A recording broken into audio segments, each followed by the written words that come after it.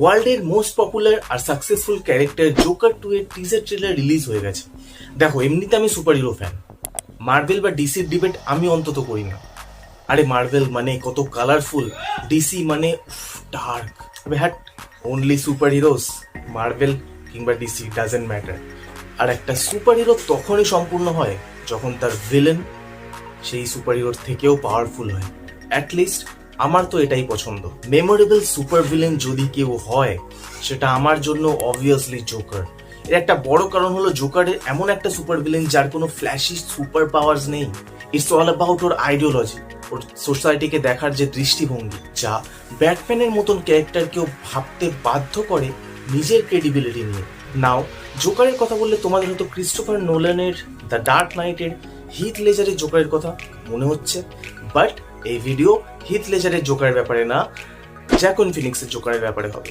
তো যারা টড ফিলিপসের জোকার মুভি হয়তো দেখোনি, তারা এর কনটেক্সট বুঝতে পারবে না, তাই go watch it first and then এই ভিডিওটা কন্টিনিউ করতে পারো।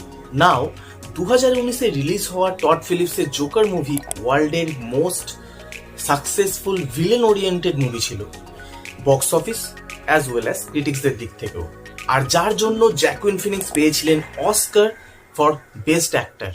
তো বুঝতেই পারছো এর নেক্সট সিকুয়েলের জন্য অডিয়েন্স অর্থাৎ ফ্যান্সরা কতটা এক্সাইটেড থাকতে পারে।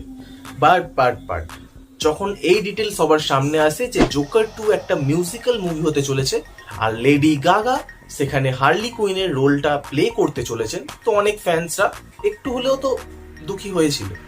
বাট একটা পপুলার আর্টিকেলের ইন্টারভিউতে টড ফিলিপস নিজে এটা কনফার্ম করেন যে তিনি বা তার টিম কখনোই বলেননি যে জোকার মুভি একটা মিউজিক্যাল হবে, বাট হ্যাঁ, মিউজিক জোকার 2 মুভিতে একটা বড় পার্ট প্লে করতে চলেছে। তো এই মুভিতে Zazie Beetz as Sophie, Harry Lawtey, Catherine Keener, Jacob Lofland, Brendan Gleeson and Steve Coogan আবারও রিটার্ন করছে। সো জোকার 2 যার টাইটেল হলো জোকার ফোলিও ডিউ। তো অনেকেই ভাববে যে এই ফলিও ডিউটা কি, তো এটা একটা ফ্রেঞ্চ ওয়ার্ড যার মানে হলো a delusion shared by two people, যেখানে একজন ব্যক্তি তার চিন্তাধারা, তার বিশ্বাস, তার ডিলিউশনাল অর্থাৎ হ্যালুসিনেশন অন্য ব্যক্তির মধ্যে ট্রান্সমিট করতে পারে। অ্যান্ড এই কেসে সেটা আর্থার ফ্লেকের জোকার অ্যান্ড লেডি গাগা অর্থাৎ হার্লি কুইন দুজনের মধ্যে হবে। তো এবার ট্রেলারে আমরা কি কি ডিটেল পেয়েছি সেটা দেখা যাক। তো লাস্ট জোকার মুভিতে এন্ডে জোকার যে কাণ্ডটা করেছিল, অর্থাৎ লাইভ টিভিতে তার অ্যাঙ্কারকে শুট করে দেওয়া, তার কনসিকুয়েন্স এর পরের মুভিতে মানে এই মুভিতে কন্টিনিউ করা হবে। আর ট্রেলারের শুরুতেই এটা ক্লিয়ার করে দেওয়া হয়েছে যে এই ঘটনার পর 2 বছর কেটে গেছে অ্যান্ড নাও তার এই মার্ডারের জন্য মোস্ট অ্যাওয়েটেড ট্রায়ালের সময় চলে এসছে। অ্যান্ড লক্ষ্য করার মতন এটা হলো যে আর্থার ফ্লেককে অনেকে মার্ডারার বলছে এবং কেউ কেউ মনস্টার পর্যন্ত বলছে। বাট এই সিনে আমরা দেখতে পাচ্ছি জোকারের ফলোয়ারদের মধ্যে প্রোটেস্ট, যেটা দেখে বোঝা যাচ্ছে যে লাস্ট মুভিতে জোকারকে যারা সাপোর্ট করেছিল, জোকারের কাজকে যারা সাপোর্ট করেছিল, তারা এখনো পর্যন্ত জোকারের পাশে আছে।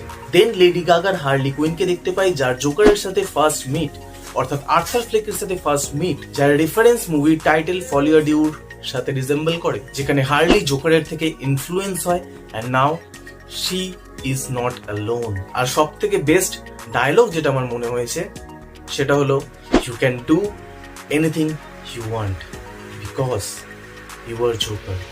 অ্যান্ড এই সিনটা আমার পার্সোনাল ফেভারিট।